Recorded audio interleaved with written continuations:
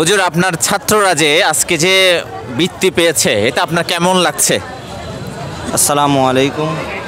আলহামদুলিল্লাহ, আজ গাউসুল আজম মাইজবানের বৃত্তি পরীক্ষা অনুষ্ঠিত, ফলাফল আজকে প্রকাশিত হয়েছে। সেই ফলাফলের ছাত্রছাত্রীদের আজকে পুরস্কৃত করেছেন।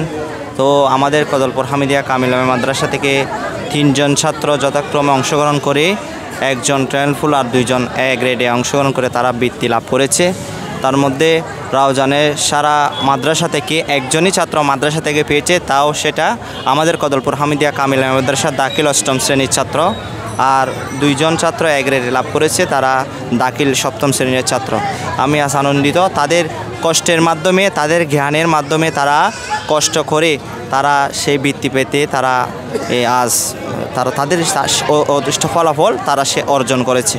আমি আজ আনন্দিত এবং আমাদের মাদ্রাসার পক্ষ থেকে তাদের জন্য অত্যন্ত এই সাফল্য আমাদের মাদ্রাসার পক্ষ থেকে তাদের জন্য আন্তরিক মোবারকবাদ।